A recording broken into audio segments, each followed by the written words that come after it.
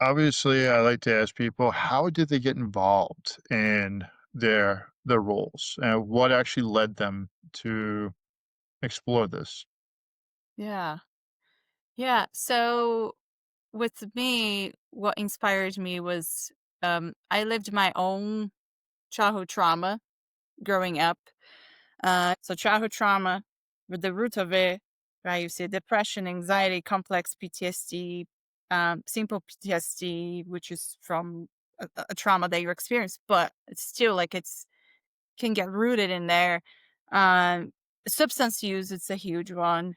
They're all together, and I see, yeah, there's a lot of parallels in it for sure. Yeah. So the question that comes to me now is thinking about what kind of benefits is it for men and also women to actually go through their generational trauma? How does it impact their relationship with their partners? How does it also impact the relationship with their friends and families? And the reason on this tangent is because I want people to know that if you do heal from this, and if you learn that you'll never be able to remove those scars, remove those wounds, but you could be able to take away that emotional prison that Mhm. actually controls so much of your life, your interactions, the ability to go up to talk to somebody, your worth. And this is the reason I'm actually trying to spread this message about men's mental health because I believe that we could be radioactive in a positive way or we could be in a negative way. And we can't change what our parents or what other things has happened to us in the past, but we could choose how we look at it in the future. Mhm. Yeah. Yeah. So, Carolina, I do want to actually be really respectful of your time. What was the message that you wanted to share? And I know I found you on podcast guest, and I want you to be able to share your message, why you got into this field.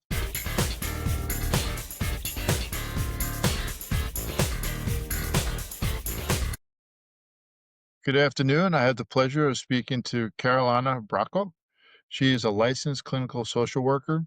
She utilizes EMDR with parts of her work with processing past trauma.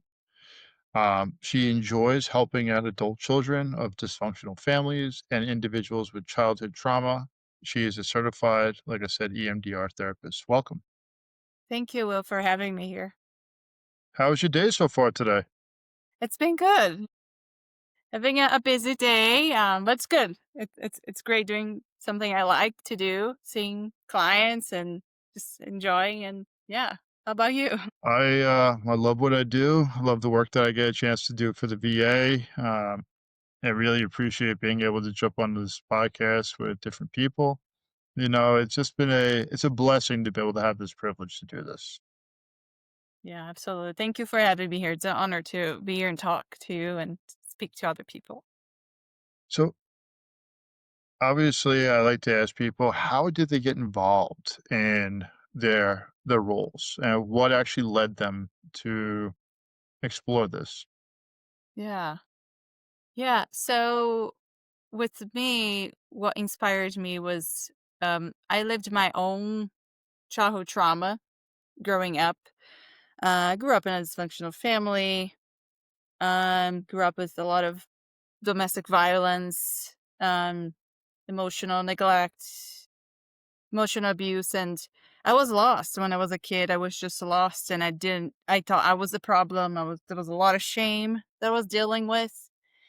And when I grew up, there was something in me that wanted to do counseling and wanted to help other people emotionally in that way. And I just followed that. And I did my master's in social work here when I got to United States because I'm from Brazil, and I was a teacher in Brazil actually.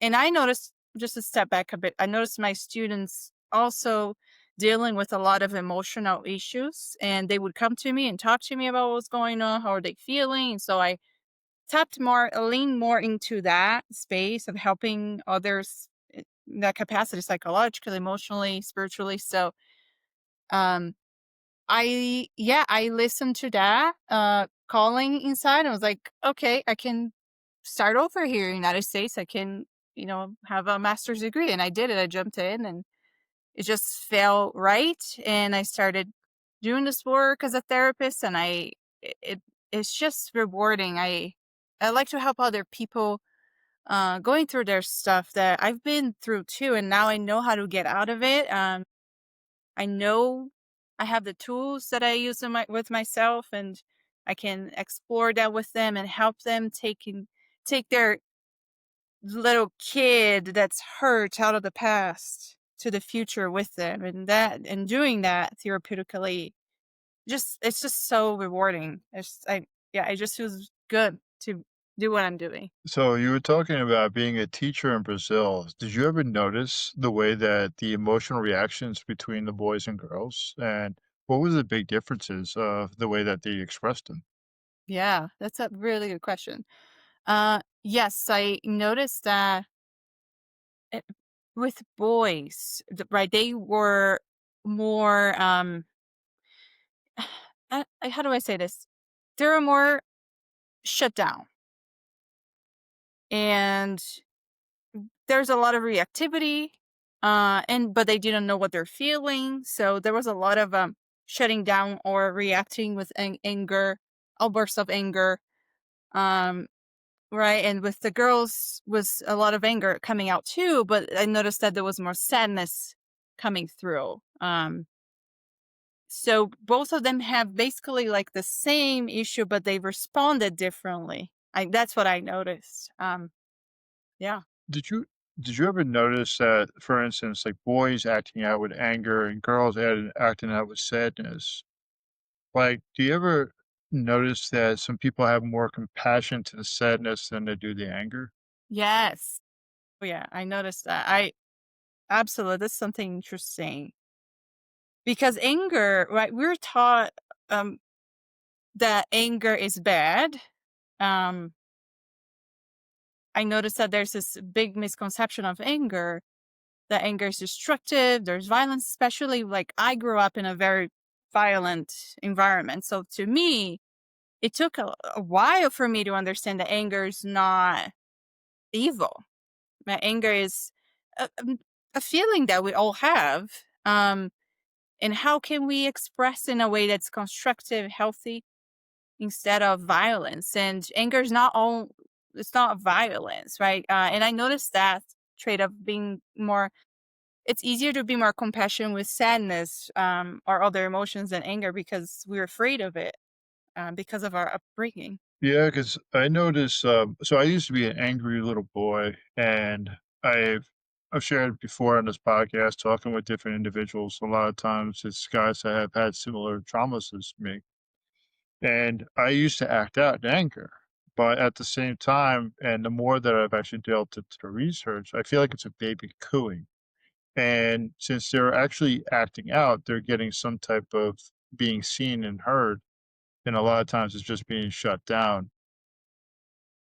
The I believe young girls at younger ages, they're able to understand their emotions and be able to show their emotions, express their emotions at a young age, which allows them to be nurtured and comfort. Where boys, like anger and happiness, is a lot of times the unfortunately the appropriate emotion, especially when you come from like lower social economics. And curious about your perspective on this next question is when a boy is getting shut down, when he's angry, he's asking or he's trying to express himself and he's getting shut down with anger because he doesn't know how to appropriate that emotion. Do you believe that also leads into the way that he develops? Like if he asked for help, would he be shut down because at that time the frustration was actually being shut down? Yes. Yeah, that makes sense, right? Because uh, for boys, it sounds like it's that thing you have to resolve it on your own. You have to be strong. Don't ask for help, right? So anger, if you express that anger, I noticed this. This is something from my perspective, at least where I grew up.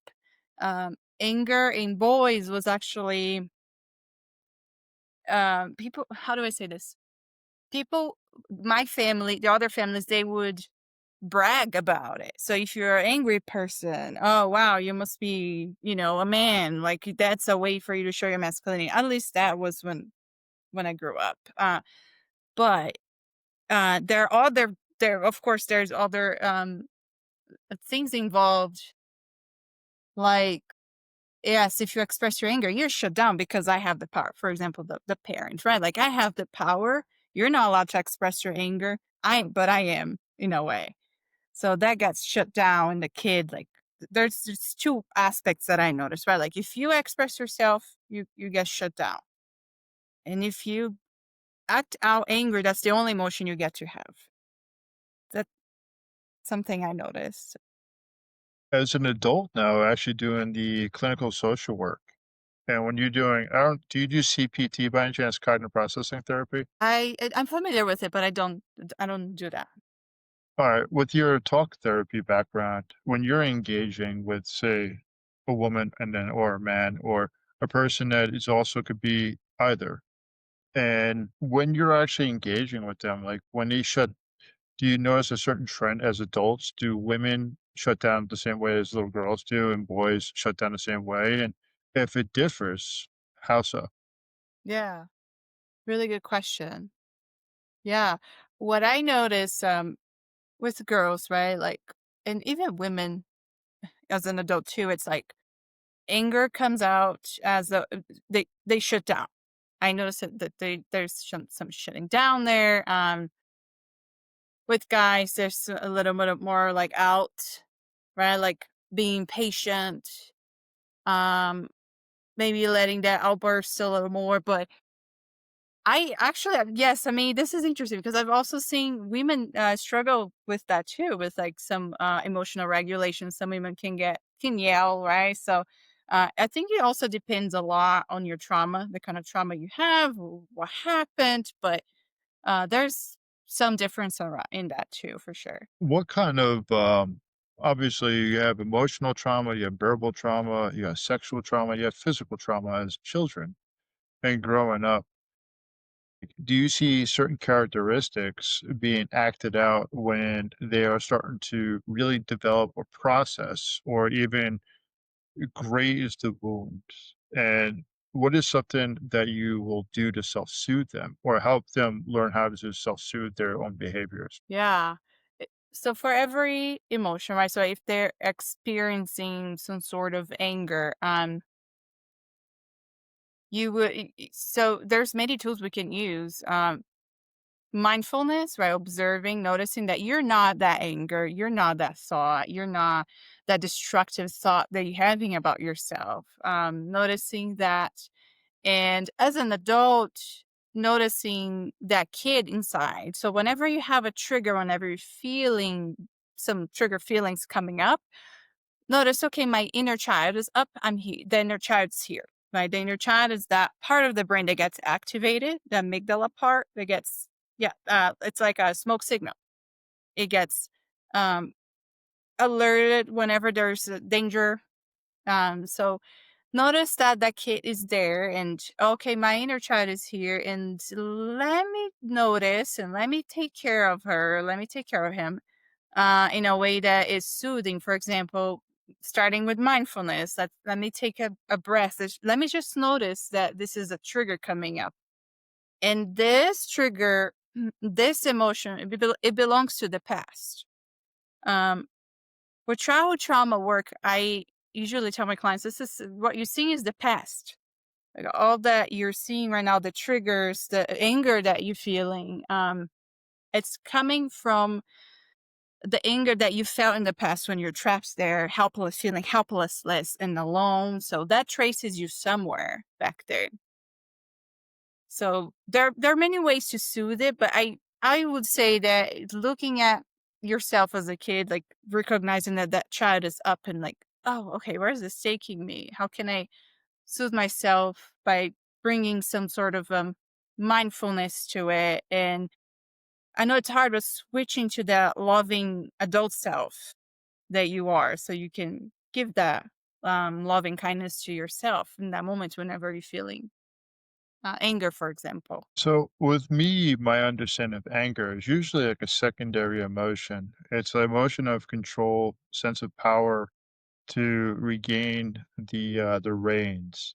And it's a very fleeting and extremely destructive. It reminds me of the element of fire, where it burns and singes a lot of things along the way. And have you noticed, like, working with people when they're starting to uncover that emotion? To me, I like to refer to it as that wound. Like, when somebody actually is, like, fell off the bike and they got the little bunch of gravel into their skin, and then all of a sudden it starts to fester, and every time you touch it, you get angry so that you can be able to control people from touching it.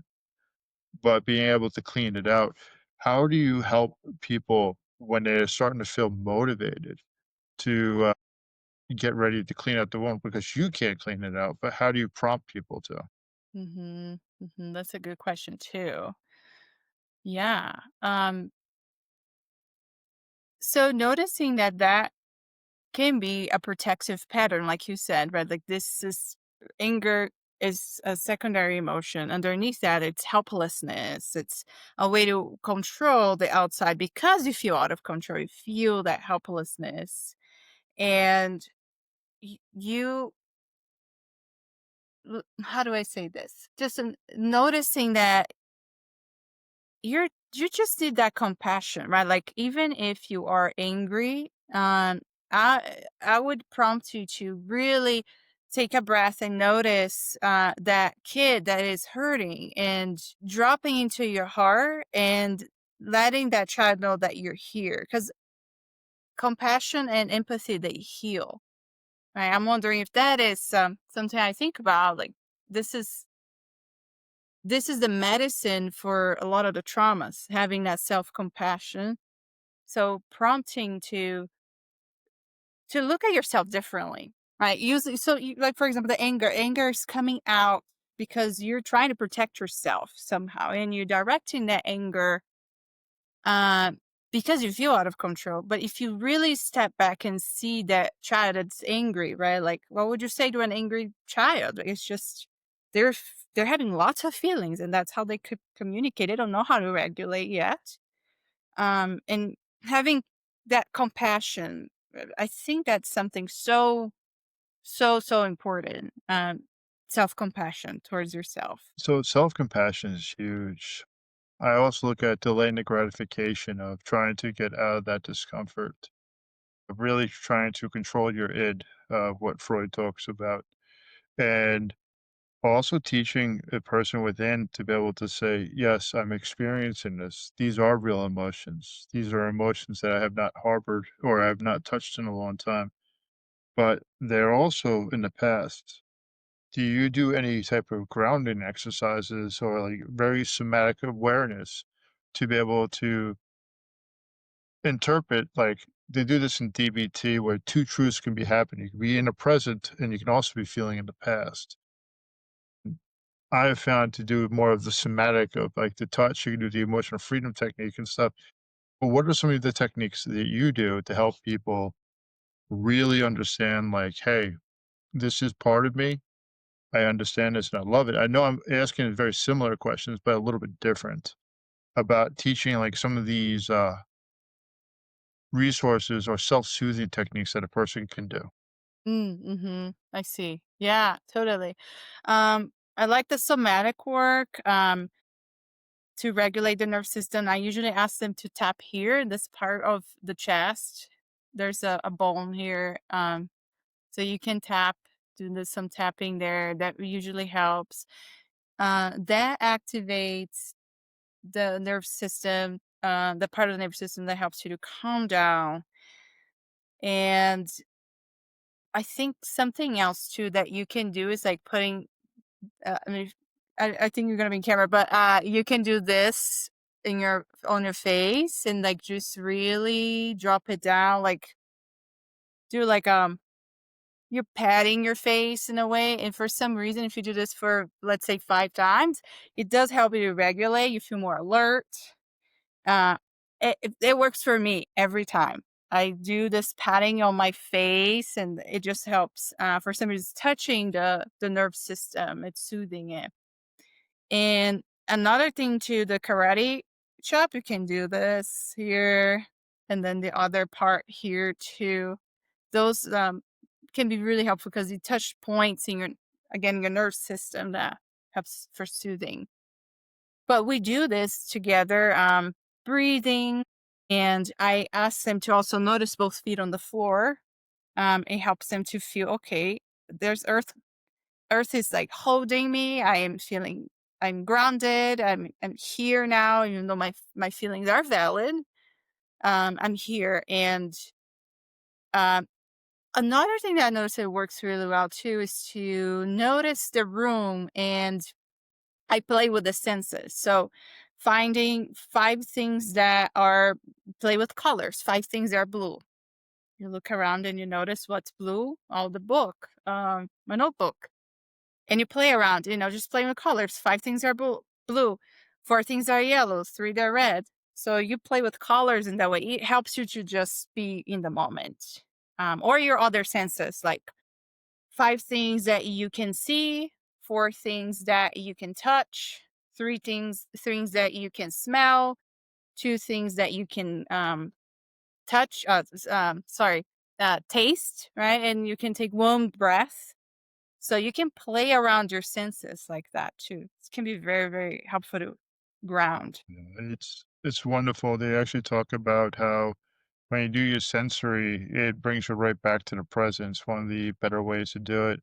Um, I was actually waiting for you to talk about using ice on top of your head, part of the temperature release. But yeah, it's wonderful when you're doing this. And the reason I'm actually bringing this up is because like when we're starting to feel overwhelmed about our emotions, because as a guy, I had a hard time really opening up and actually allowing myself to be seen by a therapist, to actually allow myself to understand my inner trauma work, what happened when I was a child. And these are all different areas that I had to learn because if I wasn't able to regulate, I'm ruining the relationship with the therapist. And this leads into the next appointment. How important is it to, especially for men and women, and you could probably see the difference about having trust within a therapist. That's a really good observation. Good question too. Um, so yeah, I mean, there's some many factors about it that I noticed. Um, I noticed that men, right, there is that, okay, am I able to trust the therapist? Because trust was broken a long time ago, right? Especially if you went through a lot of childhood trauma. The people that you trusted the most were your parents. And if that trust got broken, right, there's a wound there. And then when you sit with a therapist, right, somebody that is going to be there guiding you and helping you process your trauma, and it's going to get like to intimate points with you and your past, right? It's going to be there with your vulnerability. It's hard. So I can totally understand where that's coming from. And for men, yes, I noticed that this it's hard to open up because men were usually, again, what I noticed, my perspective, they were shut down. They were shut down. You cannot ask for help. That's something I heard a lot growing up too. And here is this concept of you cannot ask for help. You have to be strong. You're the breadwinner. You have to be there for your family. You are not allowed to have emotions. You cannot ask for help. And asking for help means you're being weak. So there's a lot of misconceptions and negative beliefs about it that they're not true. So so the trust thing is it depends a lot, right? Like how you trusted as a child, how that trust got broken, especially like with mom, right? Like if you find a female therapist, like what is that bond with mom? What was that like? Right? Was that broken? What did mom betray your trust at some point? So there's a lot of that, but also a lot of societal stigma around what men should do and shouldn't do regarding help or opening up to people. Yeah. One of the things I've noticed, so I used to prefer female therapists for the longest time because to me it was this pride thing of being able to open up in front of the men. And then when I started opening up in front of a female, I noticed I would get to this point and I would just shut down. And curious if you ever actually notice this with certain clients where it's like, well, if I start becoming emotional, she's going to think of me as weak. She's going to feel like I'm inferior and I'm going to be rejected, even though there is none of that type of situation even on the table. This primitive mind of how am I going to be rejected by a woman? Like, how do you help nurture that relationship to get past that critical stuck point? Mhm. Yeah, totally. Yeah. I would get really curious. I usually get really curious with my clients, and I also let them take their time. There's no rush to build a relationship with a therapist. And in fact, uh, a lot of empathy, what's coming to me again, like compassion, the amount of compassion that I have in the room with that person sitting in front of me. I know how hard it is to come to therapy and talk to someone you don't know, and you know, building that trust, and then eventually you get some shame around your feelings because this is again coming from the past. But it would definitely help. One, sorry, again, going back a bit. Uh, Empathy, compassion, a lot of that, and I would get really curious. Right, this is coming from the past, and I would help that person to trace that. Okay, this is how how is this different now? Right? This is coming from somewhere, and I would help you to see that this is different. Um, right? How am I different from mom? How am I different from dad? How is the therapist different in that situation that happened in the past, or that person from the past? Because a lot of a lot of times is helping the person see that the present is different. Sorry, the present is different, the situation is different. You have more power now as an adult. You can be your own parent. You can do things differently from your own parents.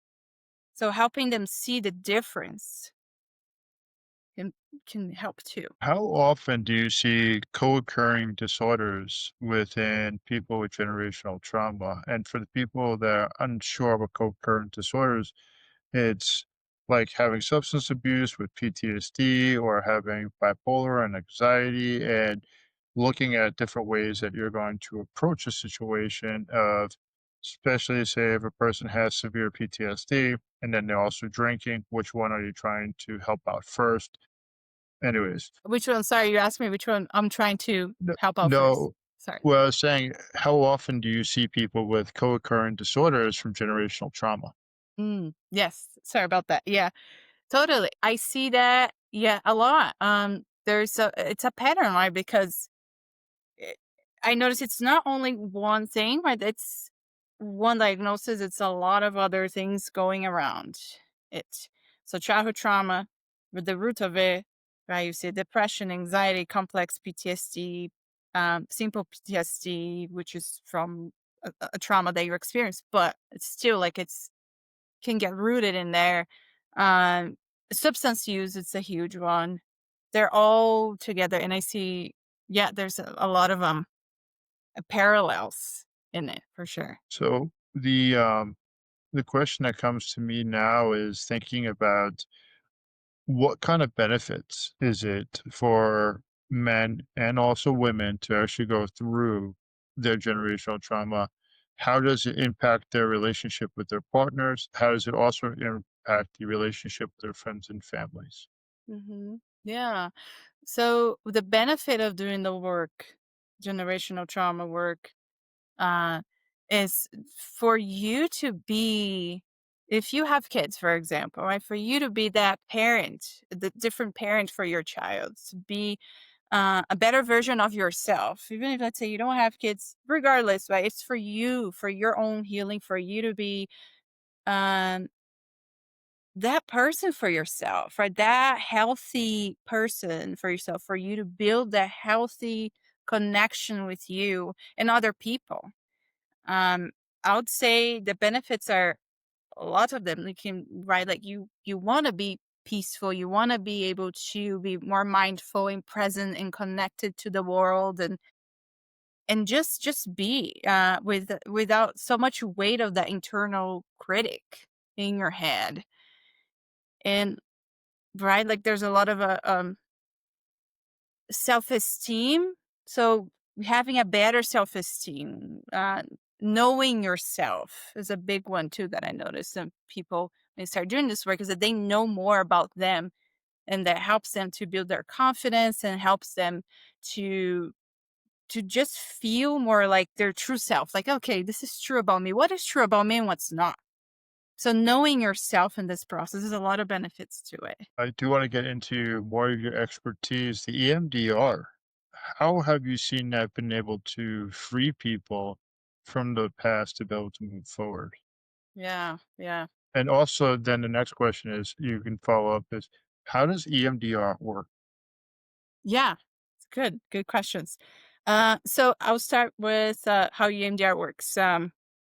So whenever you have a trauma that gets stuck in your brain, in your amygdala, and especially if you had childhood trauma, as a kid, you don't know what to do with it. So that neglect that you experience, for example, just that experience gets imprinted in your brain, and it causes some sort of injury, emotional injury, and you carry it throughout your whole life. And how EMDR helps with that is by you following the dots on the screen, the right and left bilateral movements, not only on the screen, but there's other ways to do it. You can do it tapping, right, left. Um, you can look at the dot on the screen, right, left. You can hold the buzzers, right? So the buzzers are going to be buzzing your hands right, left. So for some reason, this bilateral, we call this bilateral stimulation, helps the brain to make sense of what happened in the past and makes meaning of it in the present.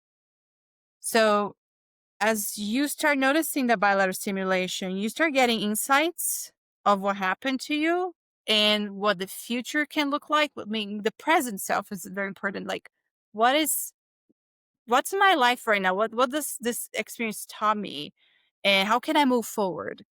That's what I like about EMDR is the moving forward of it. Yes, we do go in the past a lot, but the moving forward, the healing from it, it's just I've noticed incredible experience with clients, with myself, and I should say with my speaking for myself, when I was sitting right in the chair and just looking at the dots and getting that bilateral stimulation, I started to have more insights. And I'd say even like spiritual experience, my own spirit, what spirituality is to me, I define it on my own. But yeah, I would say spiritual experiences that elevated my self esteem, my worth, which has always been inside of me. But it's like it just changed a lot of perspectives that I had. So EMDR helps you to shift a lot of the negative beliefs you have about yourself caused by trauma. And you start having different ways of seeing the world. It becomes different. Yeah, that's how I would say. With it, I don't know if you noticed something I wanted to add to this is whenever you are walking, let's say walking, hiking, you're using both sides of your brain to do that. You're pedaling right, or you're walking or running. I don't know if you notice it. You start having some insights, ideas come up. You start thinking about things, and they come up to you, and you're like, "Oh, I haven't thought about this before." So because of that movement right and left in your brain, it's natural in your body biologically. You start receiving some insights that science is still trying to explain it, but it's fascinating. I love it. I have really good experience with it. Yeah, I think some of the best conversations I have had with people is when I've been moving and doing stuff together. And one of the things I've what I used to do a lot of is when I was doing a lot of working out and before I messed up my shoulder pretty good, it was, lifting and listening to audiobooks, and it was weird about the way that the information used to stick with me and then have me really think about stuff. But I also noticed by being sedentary, just sitting on my butt or just talking to people, it's, you hear what people are saying, but you don't have that little bit of distraction. And that little bit of distraction is, I think, helps actually break down those, those walls, those individual walls that we actually create to be able to protect ourselves. Mm. So when you are doing the EMDR, how often do you see people that are moving forward now, but then they also tripping themselves up by why didn't I do this sooner? And I should have a lot. It's like the inner critic getting back again, right? Like, I should have done this work, right? I should have done this earlier. Uh, yeah, the inner critic is real. It comes to you, and yeah, and usually tell my clients and myself, it's I have the opportunity right now. Right now is what is important.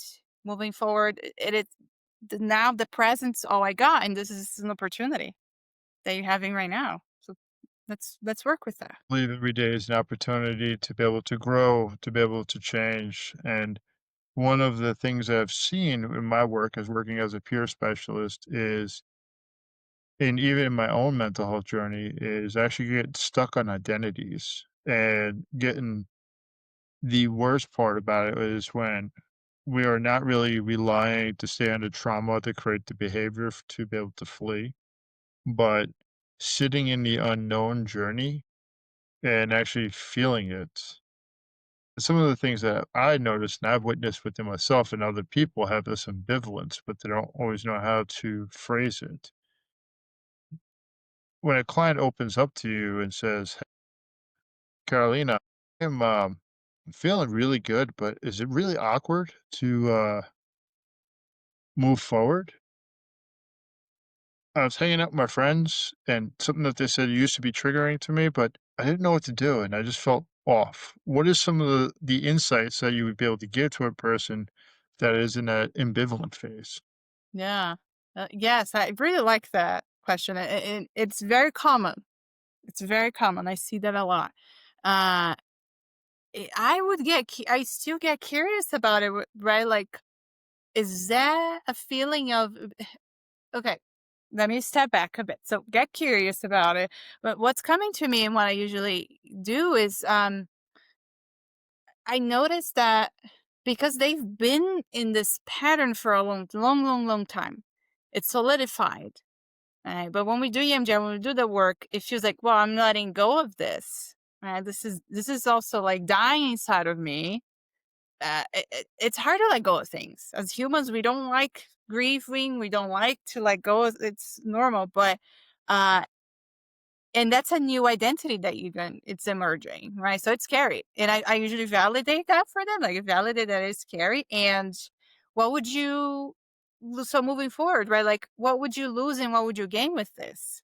Right? What are you gaining? What are you losing instead? Let's look at that. Right? Because there's always something to lose and something to gain. But what are you gaining with this transformation? Sounds like you're not getting triggered anymore. You're in a healthy relationship now. And that's just that feels good, right? And sometimes what happens, that feeling good, feeling like you are, oh, I'm in a healthy relationship, I don't get triggered anymore. It it feels really different because you're not familiar with it. You've been familiar with something completely the opposite your entire life. So I know you talked about actually growing up in a kind of a traumatizing childhood, generational trauma. And I know I did too, and I used to set my relationships around the parameters of what, like you alluded to earlier, of how our parents raised us, the ones that we're supposed to trust, the ones that we're supposed to care about, the ones that we're supposed to be our role models. And then all of a sudden we do healing. Now we're changed or reacted towards our partners. How that's a whole different curiosity. How do you actually help people that are saying, well, I'm changing towards my partner. I'm finally giving my partner what they want, and now they're still picking fights with me. And I believe what actually happens is that we have created this normalcy and pattern within our partners, and our partners are trying to get back to that normalcy pattern even though they don't like it. What is some of the encouragement that you actually help them realize that it's okay? Mhm. Yeah, they're growing, and not a lot of other people are gonna like our growth. It's inevitable, and that is just, it happens, and I would still attend to that kid that feels that way, that feels disappointed or feels like, "Oh, my partner is picking up fights with me," and I would still go with that residual of feeling and do the work around that too. Where is that taking me back? Does that remind you of, let's say, mom still picking fights with you and you feeling a certain way about it, feeling like nothing is enough? Um, and being able to look at that and see, okay, the situation is different now. How can I set my boundaries? And how can I uh, focus on my own healing and make the choices from there? And again, a lot of people are not gonna like your boundaries, and your partner might not like that you changed. Um, and I would, normalize that too, because healing for you, right, might not look good to the other person. And we're not here to please other people. We're here to live our own truth and do our own work. And if the partner doesn't want to do it, then it's something that we have to choose. But focusing your own healing so you can make a choice in the future, that's what I would continue telling my client to, let's focus on you right now and see do what we can do to help you. Yeah. Going still staying in the childhood theme, and I know you alluded to before we actually jumped on this call about toxic families. And can you give us an example of how toxic families have actually fostered that type of relationship on boys that created into men? And so we can be able to see these characteristics, so we're able to now start to identify. Yeah, totally. So when I want to say toxic families, I mean uh there's so many. But yelling, screaming at the child, um, yeah, acting with anger, outbursts, shaming is a big one. Um, Constantly criticizing, feeling like it's never enough for the child. Um, but one thing, I think a big one that I've been actually reflecting on this is never taking accountability. So this is a big trait that toxic. I'll define toxic families. Not taking accountability of their behaviors. Right? Let's say a toxic father would not take accountability. Okay, I hurt you. I'm sorry. I want to repair this relationship. You deserve better. There's if there's none of that, that to me is a big red flag. And there's so many other things, another rules for a toxic family, unconsciously, that is unconscious, but it's like, don't trust, don't talk about feelings, uh, denial. There's a lot of denial what's going on, a lot of denial in like alcoholism, or mom is, for example, just an example, father's an alcoholic and mom is uh catering to him and just, okay, that is right, you have to do what he wants, and he doesn't drink too much, so like there's a word for that, it's jumping out of my head right now, but yeah, the enabler. So so being an enabler to an abusive parent, when the other parent is, but there's, yeah, I mean, I should say that um there's a lot of family secrets is a big one, but shaming, be perfect. You have to be perfect. Um, yeah, humiliation. So, neglect, right? Ignoring the kid.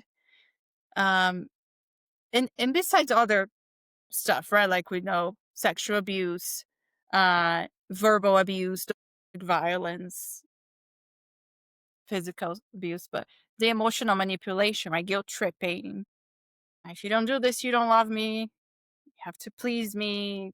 You mentioned sexual abuse, and I wasn't sure if I was going to jump into this conversation with you, but it's something I've seen within my own work.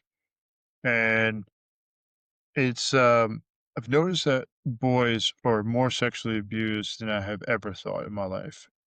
And the death sentence that it creates for girls and boys.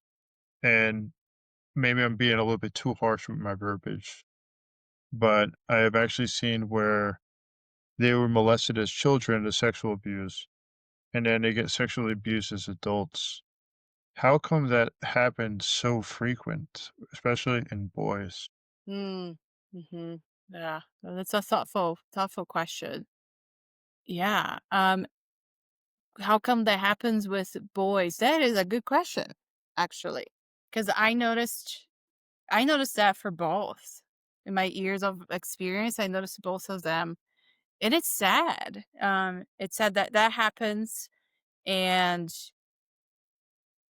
I, I would say that this has such a mark, a profound mark in somebody, right? Like feeling unworthy, feeling like, okay, there's something wrong with me. I caused it. In the way that families respond to sexual abuse, it's like the way they respond is it has impact on the child. Uh-huh. I see a lot of shame in it. Right? I can't tell about the abuse because I feel ashamed. I don't have support. I don't know if you're going to be on my side. I don't know if I'm going to cause trouble. I'm going to be in trouble. So there's a lot that happens inside that kid. It, it is. It's really sad. It's really sad. I just think that that happens in adulthood. Is that what you were asking before? Why I that was happens? asking. So what I've noticed is that when it happens in childhood in both boys and girls, the likelihood of them actually being molested again as an adult goes up at like so much higher. And how come they attract people to do that again or perpetrate them again as adults? I see. I see now. Yeah. This is a wound. So if that happens, and I also want to point out that what I experienced is not only with sexual abuse, but with other types of trauma, let's say emotional um neglect, for example. We tend to unconsciously reenact the trauma again as an adult as a way for us to um repair that trauma, repair that what happened to us and heal from it. I, for example, um, but this is an example with emotional trauma, right? Like getting triggered with someone, a partner that, for example, that hits you or that is emotionally abusive. That is because you're reenacting your father or your mother in the relationship because you are attempting to heal that part, to set boundaries, to stand up for yourself, to be empowered, take care of yourself, right? With sexual abuse, it's not like you're asked. No, it's not like you're asking. It's not that. What happens is because it happened in the past, right? So it feels familiar, and a lot of times it happens out of your control. Say most of it, right? You don't have control over that. And Yeah. yep. Mhm. No, go ahead. I'm so sorry. No, sorry, it's okay. No, I should say that it happens again because you're so familiar, your unconscious is familiar with what happened to you. Right? But that's a chance for you to redo it and heal from it. So, working in the field I've been working in for almost 3 years, but actually doing I released 30 podcasts as of the last Tuesday. So I'm recording this on September 17th. And a lot of people opened up to me recently about their childhood. And I'm grateful that they're allowed to share to me about this, something so personal, something so taboo, something so sacred, something so evil. And I had to hide. And At first, when I heard this stuff, I would actually kinda cringe because I didn't understand it, and now my heart, like, hurts for these people, and when I'm looking at going into social work and actually eventually possibly going in for my psychology degree, go looking for a PhD, and I'm just using it as a stepping stone. I mean, I know I have to go through a whole bunch of new coursework, but getting the narrative out of getting this off of our chest with somebody that we can trust, somebody that we can be able to have these healthy boundaries of what you're talking about. Like Carl Jung talks about healthy boundaries are to actually, if you really love somebody, you have boundaries because otherwise you have this master slave mentality.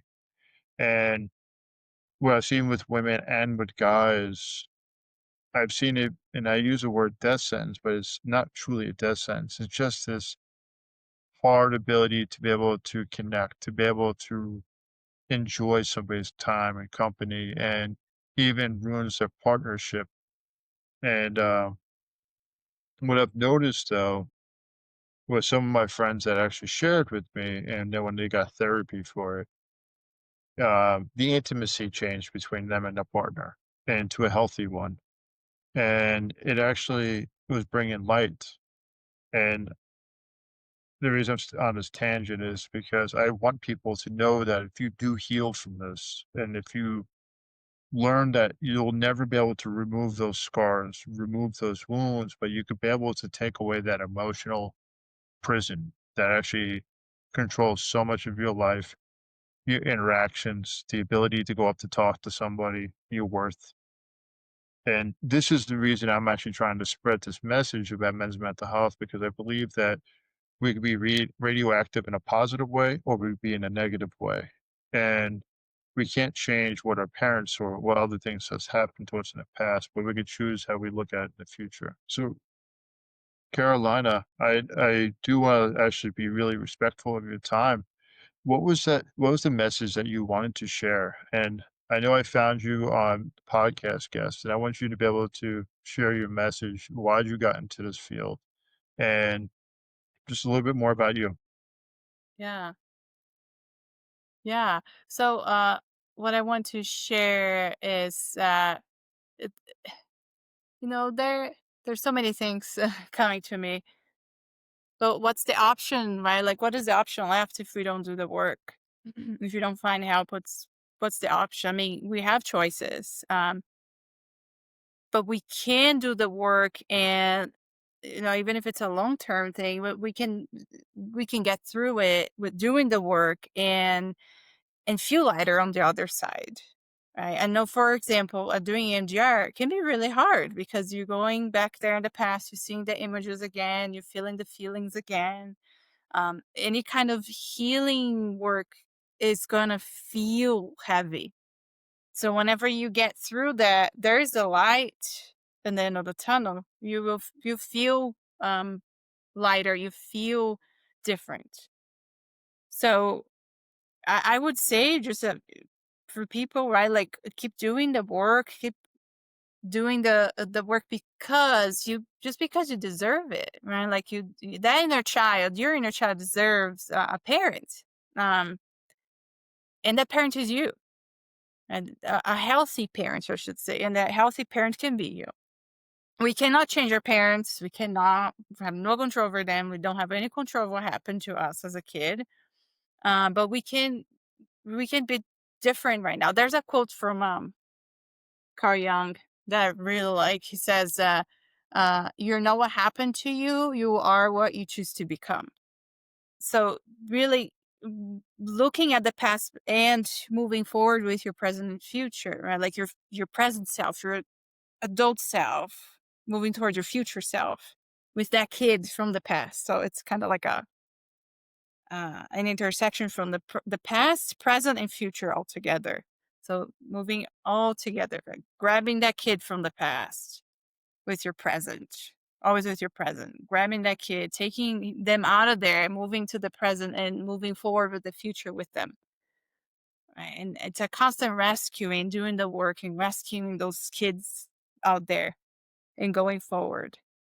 Yeah, that's possible. I love Carl Jung. He's very bright. He was underrated. They didn't like quite a few people didn't like his perspectives, but I believe that his message has just been absolutely brilliant.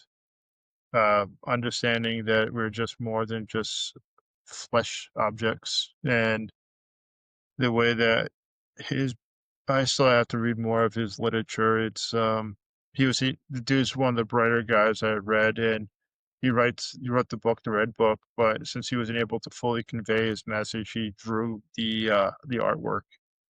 And so Yep, it's wonderful. sorry, you just made me smile when you started talking about him. Yeah, he's great. I love his work too. Well, Carolina, I believe we touched on most of the subjects that we were going to touch on, and I wanted to say I really do appreciate your time and thank you for making this happen. I know I could talk to you for quite some time, and I know it's about 7 o'clock, and I want to be mindful of that as well. That's okay. Thank you. I appreciate you having me here and having the opportunity to speak.